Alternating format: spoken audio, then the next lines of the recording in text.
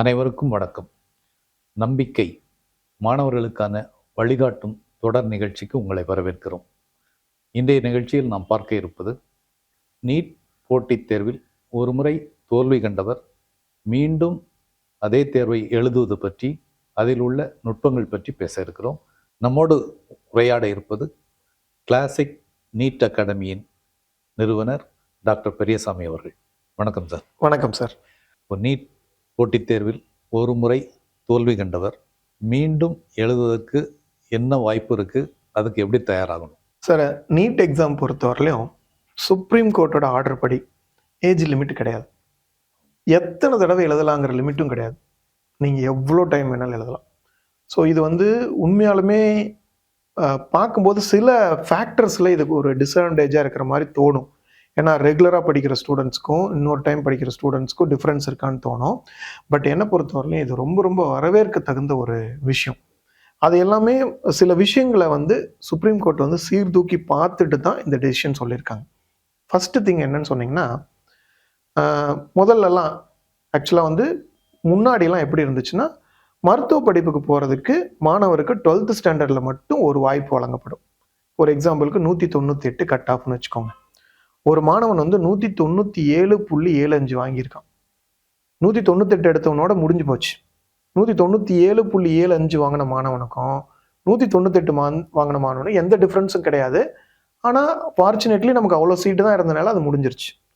இப்போ இந்த மாணவனுக்கு முழுசாக வாய்ப்பை மறுத்துட்டு அவனோட ஆசைகளெல்லாம் கருக்கிட்டு உனக்கு பிடிக்காத ஒரு படிப்பை படித்து நீ லைஃப்பை வாழணும் அப்படின்னு சொல்கிறது நியாயமாக இருக்குமா அப்படிங்கிறது ஒரு கேள்வி. அடுத்து இன்னொரு கேள்வி என்னன்னா, இவன் ஒரு கொலைகாரனு கூட, ஒரு மிகப்பெரிய ஒரு தீவிரவாதி கூட, கீழ்கோர்ட், மேல்கோர்ட், ஹைகோர்ட், சுப்ரீம் கோர்ட், ஜனாதிபதியோட கருணை மனு வரைக்கும் சான்ஸ் கொடுக்கும்போது, இப்போ நம்மளோட பாருங்களேன், இப்போ competitive examination, IAS IPS examination 7 தடவை எழுதலாம். நம்ம டிஎன்பிசி எக்ஸாம் எழுதலாம். இப்போ புதுசாக தமிழ்நாடு கவர்மெண்ட் கூட அனௌன்ஸ் பண்ணியிருக்கிறாங்க, டீச்சர்ஸ் எல்லாம் 58 வயசு வரைக்குமே அவங்களுக்கு சான்ஸ் இருக்கு, எழுதலாம். இப்படி எல்லாருக்குமே வாய்ப்பு இருக்கும்போது ஏன் மெடிசன் படிக்கணும்னு நினைக்கிற ஸ்டூடெண்ட்ஸ்க்கு மட்டும் ஒரே ஒரு வாய்ப்பு? ஸோ இது எல்லாமே சீர்தூக்கி பார்த்து தான் நீங்கள் எத்தனை தடவை வேணாலும் எழுதலாம். நீங்கள் இயரை ஸ்பெண்ட் பண்ணி உங்கள் குவாலிட்டியை டெவலப் பண்ணிக்கிட்டீங்க அப்படின்னு சொன்னால் நீங்கள் நீட் எக்ஸாமினேஷன் எழுதலாம். மெடிசனுக்கு நீங்கள் போய் படிக்கலாம் அப்படிங்கிற ஒரு வாய்ப்பை சுப்ரீம் கோர்ட் கொடுத்துருக்குறாங்க. அதனால் இது ஒரு ரொம்ப நல்ல விஷயம். நீங்கள் நான் மெடிசன் தான் படிப்பேன் அப்படிங்கிறவங்க உங்கள் குவாலிட்டியை டெவலப் பண்ணிக்கிட்டு அந்த குவாலிஃபிகேஷன் ஆன எக்ஸாம் எழுதி மார்க் வாங்கினா அழகாக எம்பிபிஎஸ் படிக்கலாம் சார். மீண்டும் ஒரு முறையோ 2 முறையோ 3 முறையோ தேர்வு எழுதுறங்கிற ஒரு நீண்ட காலம் படிக்கக்கூடிய ஒரு ப்ராசஸ். ஸோ இதில் யார் ரிப்பீட்டுக்கு ட்ரை பண்ணலாம் அப்படிங்கிறதுக்கு என்ன அளவுகோல், மாணவர்களுக்கு பெற்றோர்களுக்கு உங்களுடைய அறிவுரை என்ன? சார், ஒரு விஷயம், நான் 1 வருஷம் படிக்கிறேன், 2 வருஷம் படிக்கிறேன், 3 வருஷம் படிக்கிறேன். நான் 3 வருஷம் படிச்சுட்டாலே எனக்கு கிடைச்சிடாது. படிக்கும்போது அந்த சப்ஜெக்டுக்கு கரெக்டாக புரிஞ்சு படித்து மார்க் வாங்கணும். மார்க் வாங்கினா தான் கிடைக்கும். நான் 3 வருஷம் படித்தேன், எனக்கு கிடைக்கல. 3 வருஷம் நான் கிளாஸுக்கு போகிறேன்னு கிளாஸுக்கு போயிட்டு மத்தியானம் படத்துக்கு போயிட்டு வீட்டில் படிக்காமல் உட்காந்துருந்தா கிடைக்காது. நீங்கள் தெளிவாக, அதாவது சம்டைம்ஸ் என்ன ஆகும்னா, படிக்கிற ஸ்டூடெண்ட்ஸ் ஸ்கூல் படிக்கும்போது அவங்களுக்கு வாய்ப்பே இல்லாமல் இருந்திருக்கும். அவங்களுக்கு அமைந்த டீச்சரோ இல்லை அவங்களுக்கு அமைஞ்ச ஸ்கூலோ மார்க் எடுக்கிற பேசிஸ்லேயே அவங்களுக்கு மனப்பாடம் பண்ணுற பேசிஸ்லேயே சொல்லி கொடுத்துருப்பாங்க. நீட் எக்ஸாம் வரும்பொழுது தான் அவனுக்கு எப்படி படிக்கணும்னே தெரிஞ்சிருக்கும். இப்போ ஃபஸ்ட் இயர் படிக்கும்போது ஃபெயில் ஆகிருப்பாங்க. அதுக்காக அந்த பையனுக்கு திறமை இல்லைன்னு அர்த்தம் கிடையாது.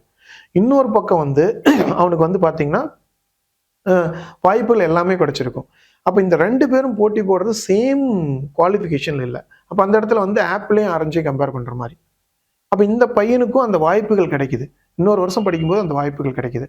அப்போ அந்த ரிப்பீட் பண்ணுற மாணவர்கள் இதை நல்லா புரிஞ்சுக்கணும். நல்லா you have to understand very clearly. நீங்கள் 2வது வருஷம் படிக்கிறீங்கிறதுக்காகவே உங்களுக்கு கிடைச்சிரும்னு அர்த்தம் கிடையாது. நீங்கள் அந்த சப்ஜெக்ட் தெளிவாக படித்து மார்க் எடுத்தால் தான் கிடைக்கும். அதுக்கப்புறம் இன்னொரு மென்டாலிட்டி, இது கிடைக்கலன்னா எனக்கு லைஃபே கிடையாது அப்படிலாம் கிடையாது. இது கிடைக்கலாம் லைஃபே கிடையாது அப்படிங்கிறத மட்டும் நினச்சிடாதீங்க. ஒரு எக்ஸாம்பிளுக்கு பார்த்தீங்கன்னா, நம்ம மேதகு அப்துல் கலாம் அவர்கள் பைலட் ஆகணும்னு நினச்சார். நிறைய டைம் ட்ரை பண்ணார், கிடைக்கல. பட் அவர் பெரிய சயின்டிஸ்ட் ஆனார், டிஆர்டிஓக்கு போனார். என்னோட லைஃப்லையும் நான் ஆர்மி ஆஃபீஸர் ஆகணும்னு சொல்லி 10 தடவை ட்ரை பண்ணேன், எனக்கு கிடைக்கல. ஆனால் ஐஐடி ஒரே ஒரு டைம் தான் ட்ரை பண்ணேன், கிடச்சிச்சு. அப்போ இப்போ நம்ம முயற்சி பண்ணலாம், தப்பு கிடையாது. ஆனால் அந்த முயற்சி பண்ணுறதுனாலே கிடைச்சிருமானா, இப்போ நம்ம தமிழ்நாட்டை பொறுத்தவரையிலையும் 7.5%, 15% ஆல் இண்டியா கோட்டா எல்லாம் போக 3933 சீட்டு தான் இருக்குது கவர்மெண்ட் காலேஜில். அதுக்கு தான் நம்ம எல்லாருமே ட்ரை பண்ணுறோம். அப்போ அந்த 1,50,000 பேர் எழுதுறதுல 3,933 பேருக்கு தான் சீட் கிடைக்கும். இதை நம்ம தெளிவாக புரிஞ்சுக்கணும். நம்ம முயற்சி பண்ணுறோம், 100% எஃபர்ட் போடுறோம். அப்போ கண்டிப்பாக நமக்கு கிடைக்கும். கிடைச்சதுன்னா ரொம்ப சந்தோஷம். கிடைக்கலன்னா அதை பற்றி கவலைப்படாமல் அடுத்த வேலையை பார்த்துட்டு போயிட்டே இருக்கணும். நமக்கு வேற ஒரு ஃபியூச்சர் இருக்குது அப்படின்னு சொல்லி போயிட்டே இருக்கணும். அதை ரொம்ப மைண்டுக்குள்ள நான் பார்த்த வரைக்கும், என்னோட மாணவர்கள் பார்த்த வரைக்கும், ஐயோ எனக்கு கிடைக்கலன்னா வாழ்க்கையே இல்லையே அப்படின்னு ரொம்ப சென்சிட்டிவாக அது மேலே அட்டாச் ஆகிருக்கிற ஸ்டூடெண்ட்ஸ்க்கு கிடைக்காது. அவங்க போய் பதட்டமாயிருவாங்க, அவங்க கிடைக்காது. மறுபடியும் நம்ம கிரிக்கெட் மேட்ச் தான் ஃபைனல் மேட்ச் தான் சொல்லுவேன். அதை எல்லா மேட்சும் அதே மாதிரி தான் அப்படின்னு நினச்சி ஆடி இருந்தா நம்ம டீமோட கேப்பபிலிட்டிக்கு நம்ம ஜெயிச்சிருப்போம். அங்கே போய் நம்ம டென்ஷன் ஆகிட்டு ஐயோ எனக்கு கிடைக்கலன்னா எனக்கு லைஃபே இல்லைன்னு நீங்கள் நினச்சிட்டு எக்ஸாம் போய் எழுதுனீங்கன்னா கண்டிப்பாக உங்களுக்கு கிடைக்காது. எனக்கு இந்த எக்ஸாம் ஒரு நார்மல் எக்ஸாம். அதை நான் இங்கே ஆக்சுவலாக நான் நிறையா பார்த்துருக்குறேன். நிறையா ஸ்டூடெண்ட்ஸ் இங்கே பர்ஃபார்ம் பண்ணும்போது 600+ எடுத்துட்டு நம்ம எக்ஸாமில் போயிட்டு 450 எடுப்பாங்க. ஏன்னா எக்ஸாமில் நான் டென்ஷன் ஆகிட்டேன். எக்ஸாம் அதை ரொம்ப மைண்டுக்குள்ளே போட்டு அது மேலே ரொம்ப அட்டாச் ஆகிறதுனால தான் பிரச்சனையே. அது மேலே ரொம்ப அட்டாச் ஆகாதீங்க. நீங்கள் டாக்டர் ஆகிறதுங்கிறது உங்களோட எய்ம் அப்படின்னா நீங்கள் டாக்டர் ஆகலாம், ஒன்றும் தப்பு கிடையாது. டாக்டர் ஆகலைன்னா வாழ முடியாதுன்னெலாம் கிடையாது.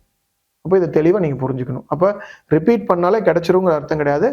ஆனால் எனக்கு டாக்டர் ஆகி தான் தீரணும், நான் கண்டிப்பாக கிளியர் பண்ணுவேங்கிற மனோதிடம் உங்களுக்கு இருந்ததுன்னா, இப்போ நீங்கள் ரிப்பீட் பண்ணும் பொழுது நிறையா சோஷியல் ப்ராப்ளம்ஸ் வரும். நீங்கள் ஒரு கல்யாணத்துக்கு போவீங்க, எத்தனை தடவை படிக்கிற, இன்னும் படிச்சேன்டா உங்களோட ஃபேமிலிக்கு கஷ்டத்தை கொடுக்குற, அதெல்லாம் நீட் எக்ஸாம்லாம் உன்னாலலாம் கிளியர் பண்ண முடியாது, வேற யாரோ அவங்க ரொம்ப 6th இருந்தே படிச்சிருக்கணுமா, சும்மா டைம் வேஸ்ட் பண்ணாத. ஏகப்பட்ட நியூஸ் வரும், ஏகப்பட்ட கதைகள் வரும். அந்த கதைகள் எல்லாம் உங்க மைண்டுக்குள்ள எடுத்துட்டு போகக்கூடாது. நான் நீட் எக்ஸாம் எழுதுறேன், எனக்கு என்னோட கேட்டகரிக்கு என்ன கட் ஆஃப், அந்த கட் ஆஃப் நான் மார்க் வாங்குறேன். இருக்கிற 3933 சீட்ல எனக்கு ஒரு சீட் தான் வேணும். நான் அத்தனை சீட்டும் கேட்கல, எனக்கு ஒரு சீட் வேணும். அதுக்கு நான் மார்க் எடுக்கணும். இவ்வளவுதான் உங்க மைண்டுக்குள்ள இருக்கணுமே ஒழிய மீதி எல்லாத்தையும் எடுத்துட்டு மைண்டுக்குள்ள கொண்டு இது இப்படி ஆயிருமோ அது அப்படி ஆயிருமோன்னு சொன்னீங்கன்னா நீங்க எப்படி ஆயிருமோன்னு நினைக்கிறீங்களோ அப்படியே ஆயிரும். அதனால அதை ப்ளீஸ் அதை ரிமூவ் பண்ணிட்டு நீங்க ரிப்பீட் பண்ணணும்னா கவலையே கிடையாது, பண்ணுங்க. நான் இந்த நீட் எக்ஸாம் வர்றதுக்கு முன்னாடி ஆக்சுவலாக ஏஏபிஎம்டின்னு ஒரு எக்ஸாம் இருந்தது. கேரளாவிலிருந்து நான் ட்ரெயினில் வந்துட்டு இருந்தேன். அப்போ ஒரு ஸ்டூடெண்ட் ரிப்பீட், அப்போ அந்த ஏபிஎம்டி எக்ஸாம் ரிப்பீட் பண்ணி எழுதியிருந்தான். எத்தனை தடவை ரிப்பீட் பண்ண எழுதினா 4 தடவை ரிப்பீட் பண்ணி இப்போ தான் எனக்கு ஓமாந்தூர் ஒரு காலேஜில் ஆல் இண்டியா கோட்டாவில் சீட் கிடச்சிருக்குது. ஏன் 4 வருஷம் வேஸ்ட் பண்ண, நீ இன்ஜினியரிங் போயிருக்கலாமே, மற்றதை படிச்சிருக்கலாமே. எனக்கு அதுதான் சார் லைஃப். நான் கண்டிப்பாக ஜெயிப்பேன்னு தெரியும். ஒவ்வொரு டைம்லையும் ஒரு மார்க்கில் போச்சு சார். ஆனால் இப்போ ஜெயிச்சிட்டேன். எனக்கு 4 வருஷம் போனாலும் என் லைஃப்பை நான் மெடிசன் தான் போகணும், அந்த சர்வீஸில் தான் போகணும் அப்படின்னு நினைக்கிறேன் சார் அப்படிங்கிற அந்த மாதிரி நினைக்கிற ஸ்டூடெண்ட்ஸ் ரிப்பீட் பண்ணுங்க. விளையாட்டுத்தனமாக ரிப்பீட் பண்ணுறேன், நான் சும்மா ரிப்பீட் பண்ணாலே கிடைச்சிரும், 4 தடவை ரிப்பீட் பண்ணேன், 5 தடவை ரிப்பீட் பண்ணேன், எனக்கு கிடைக்கல அப்படின்னு சொல்லிட்டு பண்ணீங்கன்னா கிடைக்காது. ஸோ இதுதான் இருக்கிற ஃபேக்ட்ஸ்.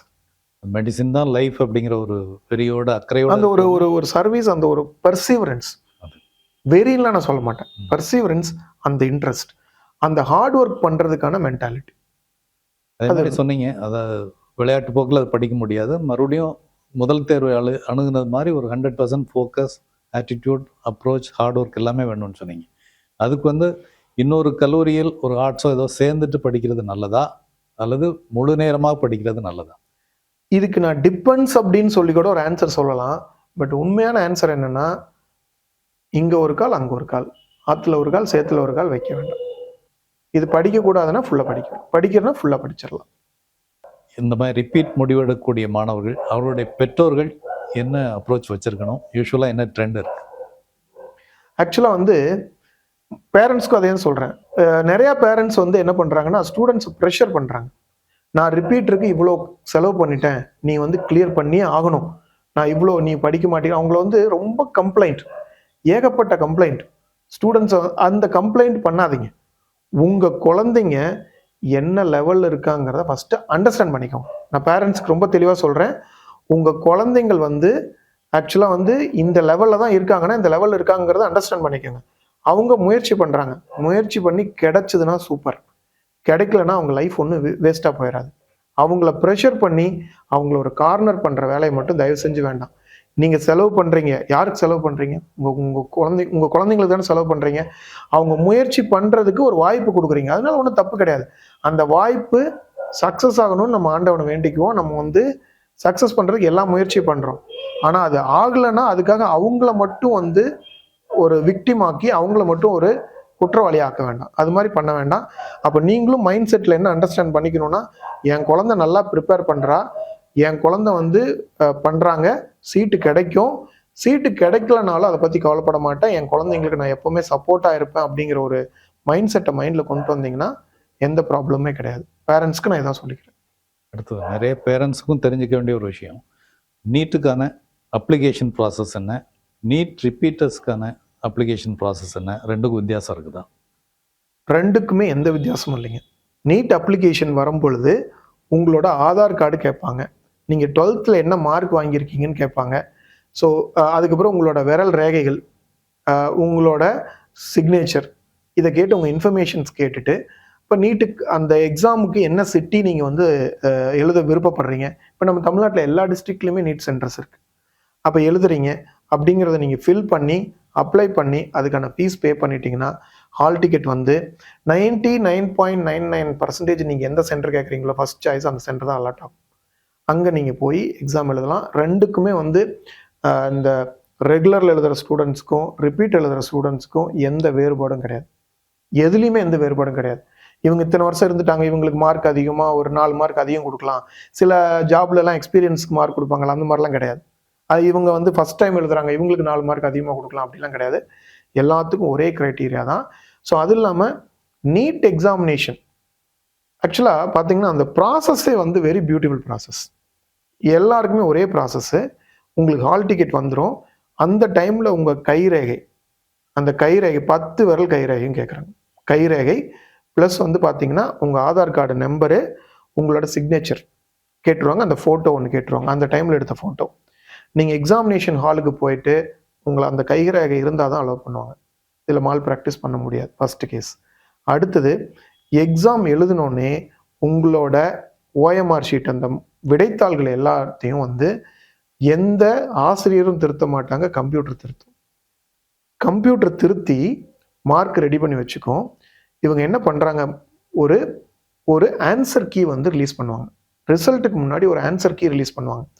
ஆன்சர் கீ ரிலீஸ் பண்ணும்பொழுதே உங்கள் விடைத்தாள்களை, ஒவ்வொரு மாணவரோட விடைத்தாளையும் ரிசல்ட் வர்றதுக்கு முன்னாடியே அந்த மாணவரோட மெயில் ஐடிக்கு அனுப்பிச்சி வச்சுருவாங்க, பிடிஎஃப் ஃபார்மேட்டில் அனுப்பிச்சி வச்சுருவாங்க. அந்த விடைத்தாளையும் அந்த உங்களுக்கு விடைத்தாள் கொடுத்துருக்குறாங்க, உங்களோட விடைத்தாள் ப்ளஸ் வந்து கீஸ், கொஸ்டின் பேப்பரோட கீஸ், அதை ரெண்டையும் நீங்கள் வச்சு நீங்களே உங்கள் பேப்பரை கரெக்ட் பண்ணிக்கலாம். கரெக்ட் பண்ணி எவ்வளோ மார்க் வருதுன்னு பார்க்கலாம். அதில் சில கீஸில் உங்களுக்கு வேறுபாடு இருக்குது, இல்லை இதுதான் கரெக்டான ஆன்சராக வரும், நீங்கள் தப்பான கீ கொடுத்துருக்கீங்கன்னா அதை நீங்கள் சேலஞ்ச் பண்ணலாம்.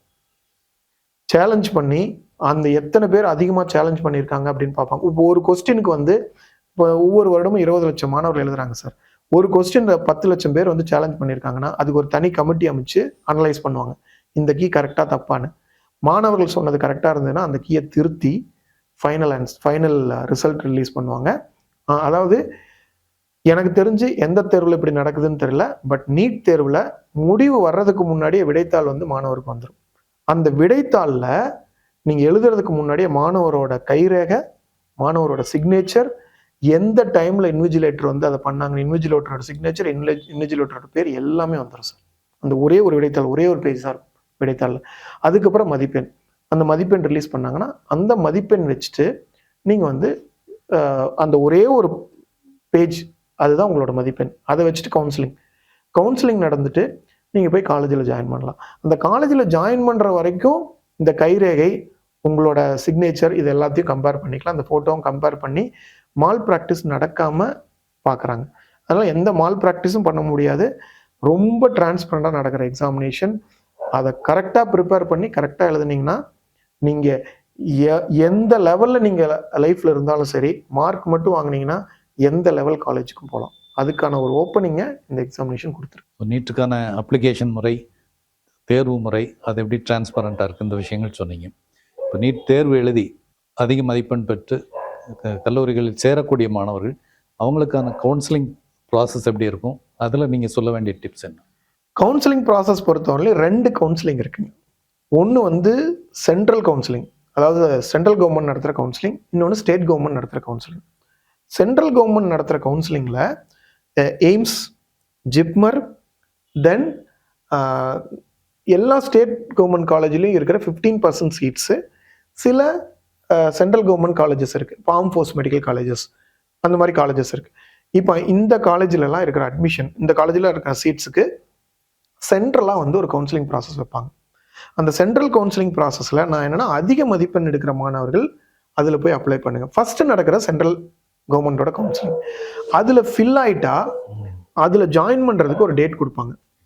அது first round of counselling, second round of counselling, third round of counselling, அதுக்கப்புறம் மாப் ஆஃப் கவுன்சிலிங், அதுக்கப்புறம் ஸ்ட்ரே வேகன்சி கவுன்சிலிங், இதெல்லாம் நடக்கும். இந்த கவுன்சிலிங்லாம் நடந்து முடிஞ்சதுக்கப்புறம் இந்த மாணவர்கள், அதாவது அதிக மதிப்பெண்கள் எடுத்த மாணவர், இப்போ ஒரு மாணவர் 720 எடுக்கிறாருன்னா அவர் ஸ்டேட் கவுன்சிலிங் வர வேண்டிய அவசியமே இல்லை. நேராக சென்ட்ரல் கவுன்சிலிங்கில் போய் அங்கே அவர் போயிட்டு எய்ம்ஸோ ஜிப்மரோ எடுத்துடலாம். அப்போ அந்த ஒரு சீட்டு நமக்கு வந்து வேக்கண்ட் ஆகும். அப்போ இங்கே எடுத்தாருன்னா ஒரு சீட்டு நமக்கு கிடைக்காது இல்லைங்களா? இது வந்து இந்த கால ப்ராசஸில் இது ஒரு பெரிய அட்வான்டேஜ். ஏன்னா நம்ம மாணவர்கள் வந்து முன்னாடிலாம் நிறைய பேர் வந்து சென்ட்ரல் கவர்மெண்ட் கவுன்சிலிங் போனதில்லை, எய்ம்ஸ் காலேஜ் போனதில்லை, ஜிப்மர் காலேஜ் போனதில்லை தமிழ்நாட்டு மாணவர்கள். இப்போ ஒரு எக்ஸாம்பிள் எடுத்துக்கிட்டு இந்த வருஷம் ஜிப்மரில் இருக்கிற 133 ஓப்பன் சீட்டில் 33 சீட்டு தமிழ்நாடு ஸ்டூடெண்ட்ஸே போயிருக்காங்க. அப்போ அது போயிட்டாங்கன்னா அந்த 33 சீட்டு நம்ம ஸ்டூடெண்ட்ஸ் கிடைக்குதுங்க, நம்ம ஸ்டூடெண்ட்ஸ்க்கு எக்ஸ்ட்ரா கிடைக்கும். அப்போது நான் என்ன சொல்கிறேன்னா, அதிக மதிப்பெண்ணுங்க இருக்கிற மாணவர்கள் சென்ட்ரல் கவர்மெண்ட் கவுன்சிலிங்கில் போய் அங்கே சீட் எடுத்துருங்க. ஈவன் எம்எம்சி எடுக்கணும்னா கூட சென்ட்ரல் கவர்மெண்ட்டில் போயிட்டு அங்கே ஒரு 15% சீட்டில் நீங்கள் எடுத்துடலாம். நீங்கள் மற்ற மாணவர்களுக்கு சீட் கிடைக்கும்.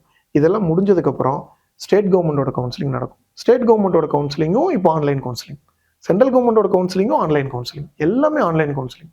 அப்போ அந்த கவுன்சிலிங் அப்ளை பண்ணிங்கன்னா அப்போ மீதி இருக்கிற மாணவர்களுக்கு ரேங்க் லிஸ்ட் வந்து சென்ட்ரல் கவர்மெண்ட் முன்னாடி ரேங்க் லிஸ்ட் விட்டுருப்பாங்க, இப்போ ஸ்டேட் கவர்மெண்ட் ரேங்க் லிஸ்ட் விட்டு அது மூலமாக ஃபில் பண்ணிடுவாங்க. ஸோ அப்போ இந்த இடத்துல என்னென்னா, உங்களுக்கு சென்ட்ரல் கவர்மெண்ட் கோட்டா சீட்ஸும் ஃபில் ஆயிடுது, ஸ்டேட் கவர்மெண்ட் கோட்டா சீட்ஸும் ஃபில் ஆயிடுது. காலேஜ் வந்து கிட்டத்தட்ட ஒரே நாளில் தான் ஆரம்பிப்பாங்க. ஸோ எல்லா கவுன்சிலிங் முடிஞ்சதுக்கப்புறம் தான் ஆரம்பிப்பாங்க. இந்த கவுன்சிலிங் ப்ராசஸ் வந்து நீட் எக்ஸாம் முடிஞ்சு ஒரு 2.5 months நடக்கும். நீட் தேர்வில் தோல்வி அடைந்த மாணவர்கள் அவர்களுக்கான ரிப்பீட் ஆப்ஷன் பற்றி இவ்வளோ நேரம் பேசணும். அதை சம பண்ணி கொஞ்சம் சொல்லுங்கள். நீட் தேர்வில் தோல்வி அடையும் மாணவர்கள் அவருடைய மனநிலை எப்படி இருக்கும், அதை எப்படி எதிர்கொள்ளணும், ரிப்பீட் ஆப்ஷன் அவங்க போகலாமா, ஒரு சம்மரி.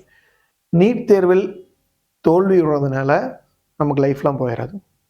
எந்த டைம்லையும் மாணவர்கள் எல்லாத்துக்கும் சொல்கிறேன், எந்த முயற்சியில் தோல்வி விட்டுறாலும் நமக்கு லைஃப் போயிடாது. லைஃப் இருக்குது. அதனால் அந்த லைஃப் வந்து ரொம்ப இம்பார்ட்டன்ட். நம்ம பேரண்ட்ஸ்க்கு இம்பார்ட்டன்ட். நமக்கு ஒரே ஒரு தடவை தான் வாழ்கிறதுக்கான வாழ்க்கை கிடைக்குது. அப்போ அந்த வாழ்க்கையை வந்து முயற்சி பண்ணுறோம், கிடைச்சா சந்தோஷம், கிடைக்கலன்னா அதான் சொல்லுவாங்க இல்லையா, படித்து வேலைக்கு போகிறது சந்தோஷம், படிக்கிறது கம்மியாயிட்டோம், அப்போ முதலாளியாகி வேலை கொடுக்கலாம். ஸோ இவ்வளோதான், ரொம்ப சிம்பிளாக சொல்ல போனால். இப்போ முதலாளி ஆகிறதுக்கு வாய்ப்புகள் இருக்குது. இப்போ நீங்கள் வந்து ஒருவேளை உங்களால் டாக்டர் ஆக முடியல, ஃப்யூச்சரில் வந்து நீங்கள் வந்து ஹாஸ்பிட்டல் கட்டுறது கூட வாய்ப்பு இருக்குது. அதனால் அதை வந்து மிஸ் பண்ண வேண்டாம். அதனால் அதை வந்து நம்ம வந்து ஐயோ நம்ம நீட் எக்ஸாமில் தோற்று போயிட்டோமே, அதனால் நமக்கு லைஃபே இல்லையெல்லாம் நினைக்காதீங்க. அப்படி தோத்துட்டோம், ஓகே, அடுத்த ஆப்ஷன் என்ன? அடுத்த ஆப்ஷன் வந்து மறுபடியும் நான் வந்து ப்ரிப்பேர் பண்ணலாமா? Yes, option available. இல்லை வேறு படிக்கலாமா? அதுக்கும் ஆப்ஷன் அவைலபிள். அப்போ ப்ரிப்பேர் பண்ணலாம் அப்படின்னு முடிவு பண்ணிட்டா அந்த ஒரு வருஷம் சின்சியராக இருக்கணும். நம்ம என்ன ஆக்சுவலாக எந்த விஷயமா இருந்தாலும் அதுதான், நீட் எக்ஸாம்னு கிடையாது. நீங்கள் எந்த வேலை பண்ணாலும் அந்த வேலை ஏனோ தானோன்னு பண்ணிங்கன்னா அதில் அவுட்புட் வராது. அப்போ அந்த ஒரு வருஷம் நீங்கள் சின்சியராக ப்ரிப்பேர் பண்ணிங்கன்னா, சின்சியராக வேறு எல்லாத்தையும் தூக்கி போட்டுருங்க. ஸோ ஆக்சுவலாக வந்து எனக்கு என்னென்னா, நான் வந்து ஒரு எம்டெக் முடிச்சுட்டு கொஞ்ச நாள் வேலை செஞ்சுட்டு தான் பிஹெச்டி வந்து படிக்க வந்தேன் ஐஐடியில். அப்போது எங்கள் ஊரில் வந்துட்டு ஒருத்தர் கேட்டார். அந்த மாதிரி அந்த விஷயம் என்னென்னா, அவங்க கேட்கும்போது அவருக்கு தெரியாமல் கேட்குறாங்க, அவங்களுக்கு புரியாதனால தான் அதை பற்றி பேசுகிறாங்க. அதனால நம்ம மனசு வந்து உடஞ்சிடக்கூடாது. அவர் என்ன கேட்டார்னா, இப்போ ஏதோ இன்ஜினியரிங் படிச்சுன்னு சொன்னேன், அதுக்கப்புறம் வாத்தியாராக இருக்குன்னு சொன்னேன், இப்போ ஐஐடியில் போய் படிக்கிறேன்னு சொல்கிறேன், என்ன படிச்சுக்கிட்டே இருக்கிற ஃபெயிலாகி படிக்கிறேன் அப்படின்னு சொல்லி கேட்டேன். ஸோ இப்போ அவங்களுக்கு அதனால நான் வந்து அதை வந்து மனசு வந்து ஒரு ஐயோ நம்ம இப்படி கேட்குறாங்களேலாம் எடுத்துக்கூடாது. இப்போ நீங்கள் ரிப்பீட் பண்ணுறீங்க, ஒரு டைம் ரிப்பீட் பண்ணுறீங்க, 2 டைம் ரிப்பீட் பண்ணுறீங்க. நிறைய பேர் உங்கள் சொந்தத்திலேயே புரியாத நிறைய கேள்விகள் கேட்பாங்க, சொசைட்டியில் நிறைய கேள்விகள் கேட்பாங்க. அதெல்லாம் வந்து இந்த காதில் வாங்கி இந்த காதில் விட்டுட்டு படிக்கிறத மட்டும் எடுத்துக்கணும். ஐயோ என்ன இப்படி இவங்க சொல்லிட்டாங்களே, அவங்க சொல்லிட்டாங்களே அப்படிலாம் எடுக்காமல், என்னோட இலக்கு என்ன நான் தான் டிசைட் பண்ணேன். இப்போ உங்கள் கையில் நீங்கள் தான் டிசைட் பண்ணணும். இது ரொம்ப இன்னும் முக்கியமான விஷயம். பேரண்ட்ஸ்க்கும் நான் சொல்லிடுறேன், ஸ்டூடெண்ட்ஸ் டிசைட் பண்ணணும். நான் ரிப்பீட் பண்ணுறேன்னு சொல்லிட்டு நீங்கள் கம்பல் பண்ணி, பேரண்ட்ஸ் கம்பல் பண்ணி அவங்கள படிக்க வைக்காதீங்க. தயவு செஞ்சு சொல்கிறேன், பேரண்ட்ஸ் எப்பவுமே கம்பல் பண்ணி அவங்கள கொண்டு போய் இழுத்து விடாதீங்க.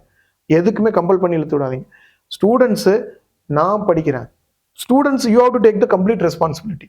நான் படிக்கிறேன்னு சொன்னேன், என் பேரண்ட்ஸ் எனக்கு செலவு பண்ண தயாராக இருக்காங்க, நான் படித்து மார்க் எடுத்து மெடிக்கல் சீட் வாங்குறேன், இதுதான் என்னோட எய்ம். அவ்வளோதான்.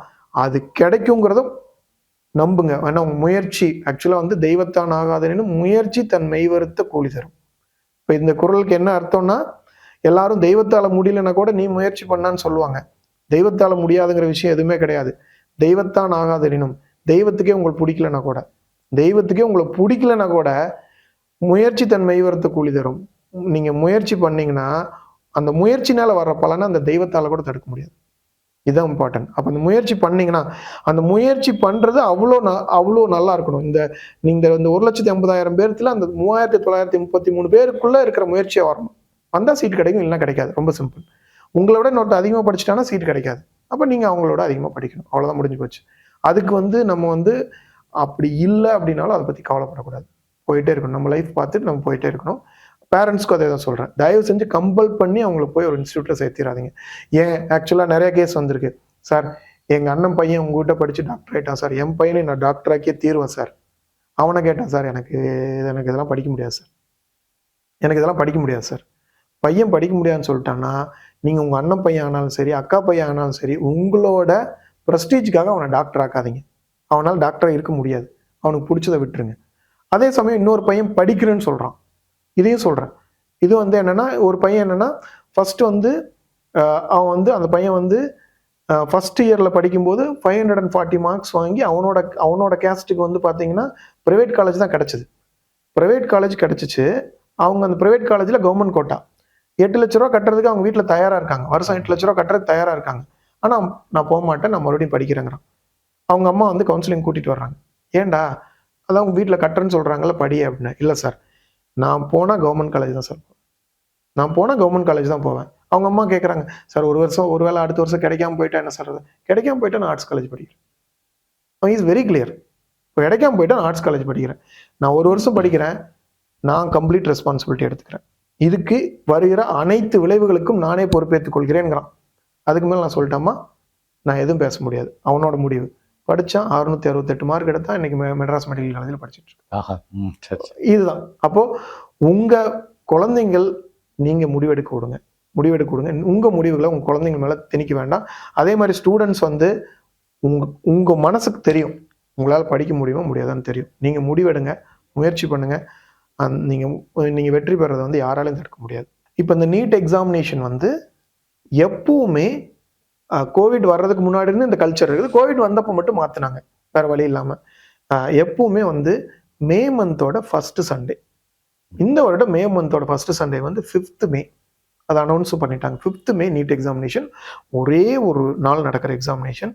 அதுவும் ஈவன் ஆஃப்டர்நூன் வந்து உங்களுக்கு வந்து 2 o'clockலேருந்து 5:20 3 hours 20 minutes எக்ஸாமினேஷன். இந்த எக்ஸாமினேஷன் அனௌன்ஸ் பண்ணிட்டாங்க. இதுக்கு வந்து எப்போ வேணாலும் கால் ஃபார் வரலாம். இதுக்கப்புறம் எப்போ வேணாலும் கால் ஃபார் வரலாம். ஒரு 1 month வந்து உங்களுக்கு அப்ளிகேஷன் டைம் கொடுப்பாங்க. அப்போ நீங்கள் அப்ளை பண்ணிக்கலாம். அதை வந்து பார்த்துட்டு எல்லாமே ஆன்லைன் அப்ளிகேஷன் ப்ராசஸ் ஃபுல்லாகவே ஆன்லைன்.